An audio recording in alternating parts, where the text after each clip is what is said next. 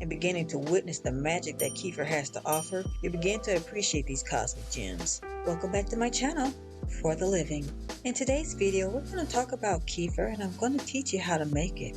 Remember, this is not a diagnosis. I'm just excited about overall wellness, detoxification, the law of attraction, and natural beauty. This is what I've learned along the way, so I just want to spread the word. Keep watching because I have bonus information at the end of the video that you're going to love. Kefir is a fermented beverage. It's a magical substance that changed my life. I wouldn't be here without it. It's a thick and creamy beverage that has the potential to heal the lining of your stomach and intestinal tract. It's nature's way of preserving dairy and food without refrigeration. Now let's talk about kefir grains. I know you're like, ew, they look gross.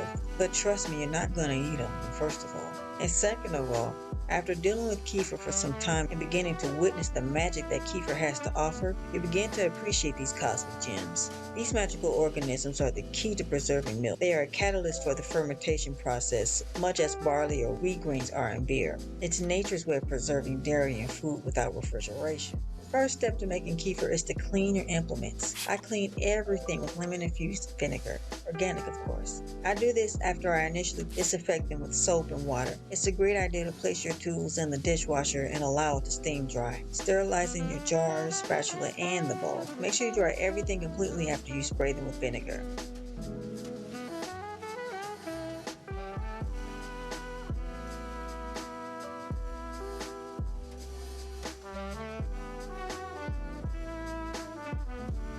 In the meantime, between time, I keep my kefir grains in a jar with fresh milk to keep them fed. It's called a SCOBY hotel. By placing it in the fridge, you'll slow down the fermentation process.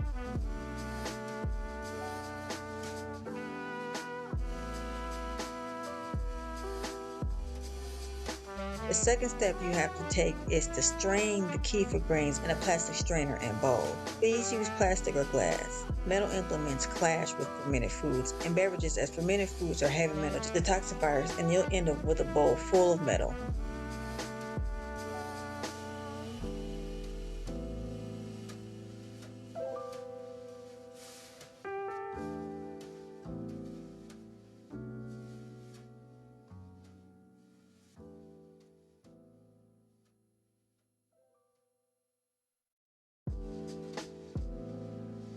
Once you strain your grains, place them in a clean, disinfected, and preferably sterilized jar.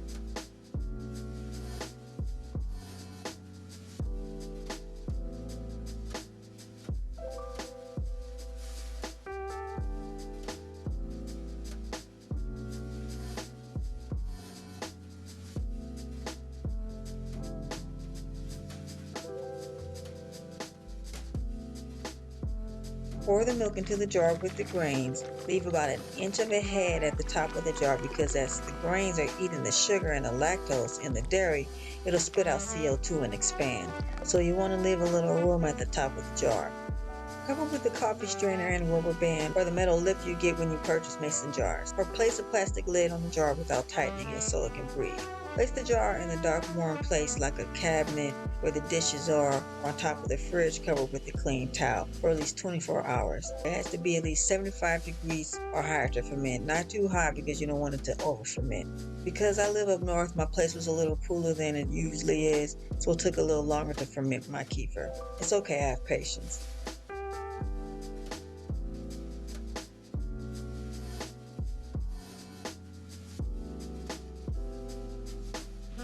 As you can tell, it's separated into layers. The butter's on the top, the curds in the middle, and the whey at the bottom. I like to wait until the curds begin to separate from the whey. To me, it's an indication that the grains have been in there long enough to do its job and convert the milk into kefir. You know the cream always rises to the top, as they say, but when the milk isn't homogenized and pasteurized, that is. The process of homogenization combines the curds and the whey, so the milk you get in the stores don't separate, and you're also not going to get the butter either because it's strained and is sold to you as a separate product.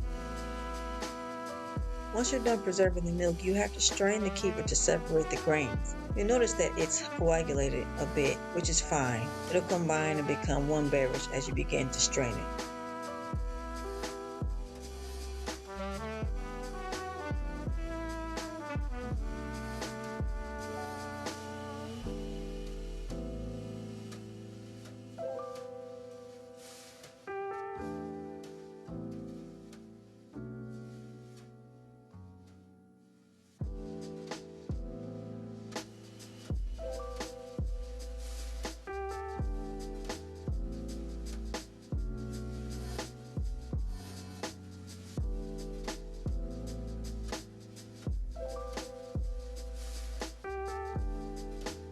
Yay, now you have kefir.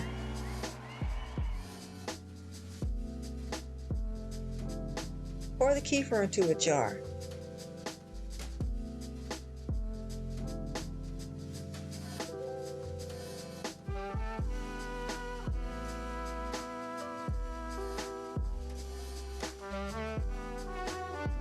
Now, as promised, bonus information for you. Now, if you place it in the fridge to cool, then consume it as is, you can do so. But you can also do something special, ferment it for a second time. This is referred to as a second ferment. By doing so, you boost the vitamin C content by 1000%. You can take it to the next level and add fruit to the party. Probiotics in the kefir eat the sugar in the fruit and the rest of the kefir and boost the medicinal properties in the fruit and kefir even more so, making the kefir more potent and creamier. Why, you ask? Because as soon as it consumes the sugar/lactose in the milk, it spits out carbon dioxide and lactic acid, among other food medicines, which is why kefir is referred to as the champagne of dairy. Now, if you choose to second ferment with fruit, I advise you use a larger jar than the one here in this video to allow the kefir to expand in the jar. Place the jar in a bowl to catch anything that may spill over.